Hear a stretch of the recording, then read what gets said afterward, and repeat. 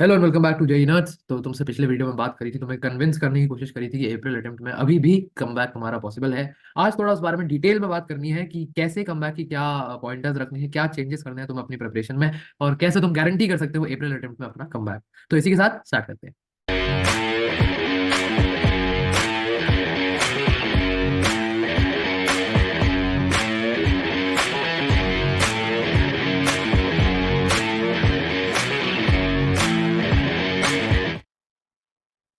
इस अटेम्प्ट से ये प्रूव हो गया है कि NCERT was the key. NCERT से भर भर के सवाल पूछे गए हैं, फिजिक्स के थ्योरी चैप्टर से सवाल पूछे हैं एनसीईआरटी से सीधे उठा उठा के। और इनऑर्गेनिक और ऑर्गेनिक के लिए भी एनसीईआरटी बहुत रेलेवेंट इस सेशन के एनालिसिस से मुझे समझ आई है। तो अभी तक अगर तुम ये गलती कर रहे थे कि एनसीईआरटी की इंपॉर्टेंस को नहीं समझ रहे थे, तो आप सुधर जाओ, एनसीईआरटी उठा लो। खास करके इनऑर्गेनिक के भाई लगभग सारा सिलेबस तो इनऑर्गेनिक का कट ही गया है, तो जो बहुत बच गया है वो इनऑर्गेनिक एनसीईआरटी से जरूर पढ़ लो। ऑर्गेनिक के रिएक्शंस, रिएजेंट्स और कन्वर्जन वाले सवाल जो दिए हैं एनसीईआरटी में वो जरूर कर लो। फिजिकल न्यूमेरिकल्स में ही आ रही है, तो फिजिकल की न्यूमेरिकल जो एनसीईआरटी के बैक एक्सरसाइजेस में दिए हैं वो कर लोगे तो बहुत फायदे में रहोगे। ठीक है। अगली बात, for physics and chemistry try and go for maximum syllabus coverage. इस अटेम्प्ट में मैंने जितने शिफ्ट्स के पेपर्स एनालाइज करे, मुझे समझ आया कि पेपर इवनली स्प्रेड आया था। खासकर फिजिक्स में सवाल, एक एक सवाल हर एक चैप्टर से, या एक सवाल में दो चैप्टर्स क्लब करके पूछने की कोशिश की गई थी। तो अब कोशिश करो, अगर तुम्हारे कोई इंपॉर्टेंट चैप्टर्स फिजिक्स में बचे हुए हैं अब भी, तो उनको पूरा कर लो। 60 दिन कोई छोटा समय नहीं होता है। फटाफट फटाफट कोई भी रिवीजन टूल या अपने शॉर्ट नोट्स को रेफर करो दोबारा, और अब सिलेबस कवरेज कोशिश करो कि तुम्हारा तुम्हारा सिलेबस बेटर कवर हो। अगर तक अभी तक अगर 80% था फिजिक्स और केमिस्ट्री का, तो उसे 90-95% तुम आराम से कर सकते हो। You have sufficient time. इस पर थोड़ा सा ध्यान दो। थर्ड चीज, मैथ्स पे बात करनी है भाई। क्या है, मैथ्स इस बार आई है डिफिकल्ट। ठीक है, तो मैथ्स का इतना समझ आ गया है कि मैथ्स रहेगा तुम्हारा डिसाइडर। डिसाइडर एज इन जो बच्चा मैथ्स में नंबर बना ले जाएगा वो ही रैंक बना ले जाएगा। पहले अटेम्प्ट में डिसाइडर रही है, तो सेकंड सेशन में, सेकंड अटेम्प्ट में भी इसके डिसाइडर रहने की बहुत बड़ी प्रोबेबिलिटी है। मैथ्स में गड़बड़ कहाँ होती है? पहला, मैथ्स में इंसान घबरा जाता है। दूसरा, इंसान मैथ्स को ढंग से कवर करके नहीं जाता। मैथ्स मुश्किल आ रही है, वहां जाके सवाल नहीं हिलता है। इसके लिए क्या करना है? डेफिनेट पैटर्न पे इस बार भी सवाल आए हैं। हालांकि वेक्टर और 3D के सवाल लेंदी बताए गए हैं, बट स्टिल पैटर्न पे बताए गए हैं। थोड़ा टाइम ज्यादा लगेगा तुम्हें, बट तुम वो सवाल कर ले जा सकते हो अभी भी। जाओ वो मैथ्स वाला वीडियो देखो, चाहे मैथ्स पे बहुत सारे वीडियोस बनाए हुए हैं हमने और तेजिल्ला, उनको रेफर करो, उन वीडियोस को देखो, इंपॉर्टेंट चैप्टर्स को आइडेंटिफाई करो और मैथ्स को प्रैक्टिस करना शुरू करो। फिजिक्स और केमिस्ट्री में तुम कैपिटलाइज कर रहे होगे, नो डाउट इन दैट, उसमें सिलेबस कवर कर लोगे। बट मैथ्स में अपने वो 40 से 50 के नंबर इंश्योर करो। वो डिसाइड करेगा तुम्हारी रैंक कहाँ बनती है, तो वो तुम्हें भीड़ से हटाएगा। ठीक है। अगली चीज, major segment of your syllabus अब कवर्ड होना चाहिए। फर्स्ट अटेम्प्ट में तुमने बहुत पढ़ाई करी है, अब मॉक्स और मॉक्स पे ध्यान दो, तब आगे मॉक्स सॉल्व करो। अगर अभी तक जो तुमने फर्स्ट अटेम्प्ट से पहले तुम्हें कहा था कि हर 2 दिन के बाद एक मॉक देना शुरू करो, तो अब तुम्हारा सिलेबस अच्छा खासा पूरा है, तुम्हें सिलेबस पूरा करना भी है, तो एक दिन सिलेबस करो, फिर अगले दिन मॉक दो। हर ऑल्टरनेट पे मॉक देने की कोशिश करो। कोशिश करो कि सेकंड अटेम्प्ट तक तुम्हारे 30 नहीं तो कम से कम 20 से 25 मॉक्स प्रैक्टिस हो, प्रॉपर 3 घंटे की सिटिंग के साथ, और उसके बाद उन मॉक्स का एनालिसिस हो। मॉक प्रैक्टिस करना बहुत ज्यादा जरूरी चीज है। पेपर में जिन लोगों ने भी अपना फर्स्ट अटेम्प्ट गड़बड़ किया है, पेपर में घबरा गए, पेपर में टाइम मैनेज नहीं हुआ, पेपर में जल्दबाजी में सिली कैलकुलेशन मिस्टेक हो गई, सब दूर हो सकती है अगर तुम समय से मॉक प्रैक्टिस शुरू कर दो और बहुत सारे मॉक्स को प्रैक्टिस कर ले जाओ।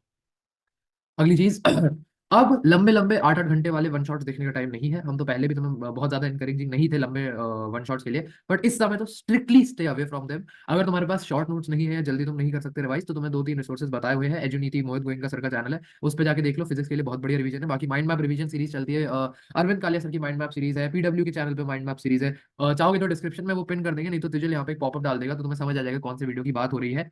उन वीडियोस को देखो, रिवीजन जल्दी जल्दी करो। 7-8 घंटे का टाइम नहीं है आपकी एक चैप्टर पे तुम दे सको, तुम्हें आप क्वेश्चन प्रैक्टिस और मॉक प्रैक्टिस पे ध्यान देना है। सिक्स पॉइंटर, सेल्फ इंट्रोस्पेक्शन इस समय बहुत जरूरी है। तुम्हें खुद अपने मन में इस समय ये पता होना चाहिए कि क्या तुमसे गड़बड़ हुई है पहले अटेम्प्ट में। तैयारी में तुमसे गड़बड़ क्या हुई, तुमने एक महीने में क्या कुछ गड़बड़ किया, उससे पहले पेपर से पहले का जो महीना था, तुमने पेपर के टाइम पे क्या गलतियां करी। ऑल इन ऑल तुम्हें एक फेयर आइडिया होना चाहिए कि अब सेकंड अटेम्प्ट में तुम्हें क्या बेहतर करना है कि तुम्हारे मार्क्स अपने आप बेहतर हो सके। इसलिए खुद सोचो, खुद दिमाग लगाओ। अपनी गलतियों को जब खुद आइडेंटिफाई करोगे ना, तो उसको सॉल्व करने की बेटर प्रोबेबिलिटी रहती है। मैं एक कोट पढ़ रहा था कहीं कि 50% प्रॉब्लम वहीं पे सॉल्व हो जाती है जब हम उसे आइडेंटिफाई और एक्सेप्ट कर लेते हैं। तो खुद से अपनी प्रॉब्लम्स को थोड़ा सा आइडेंटिफाई करने की कोशिश करो कि what went wrong and how can it be better.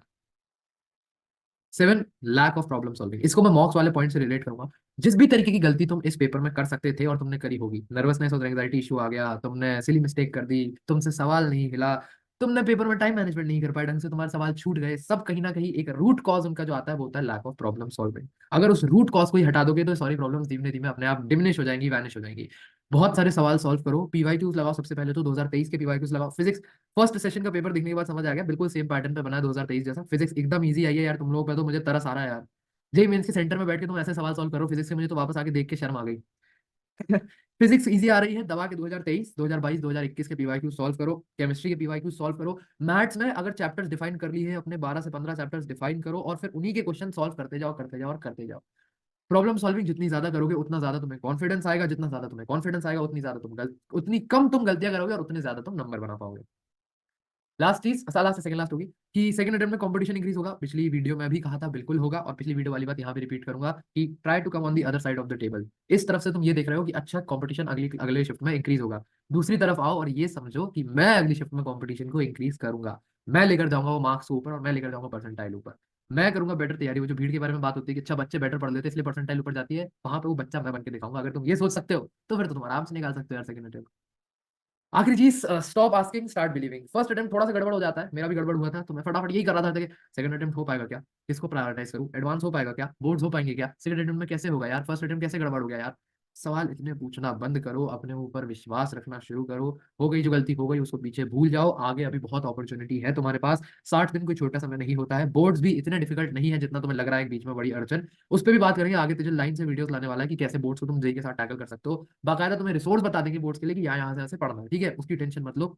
खुद पर भरोसा रखो, खुद पर विश्वास रखो। अगर तुम्हारे मन में तुम्हें पता है कि तुम कर लोगे, बस उस पर अमल ही तो करना है, फिर कर ले जाओगे तुम। ज्यादा टेंशन में मत आना। कोई भी दिक्कत हो, कोई भी परेशानी हो, तुम लोग कमेंट ड्रॉप कर सकते हो। अब हमने नया तरीका शुरू किया है, हम तुम्हारे कमेंट्स को सीधा शॉर्ट में आंसर कर देते हैं, डिटेल में। क्या है, कमेंट का रिप्लाई करने में वो छोटा सा आंसर होता है वहाँ पे टेक्स्ट में। तो जो भी तुम्हें कमेंट, जो भी तुम्हें दिक्कत वगैरह हो हमें कमेंट कर दो। अगर हमें लगता है वो जेन्युइन प्रॉब्लम है तो हम फटाफट से उसका रिप्लाई कर देंगे, और हम करते भी हैं। घबराना नहीं, हम सब तुम्हारे साथ खड़े हैं। बाकी पढ़ाई करते रहो। All the very best.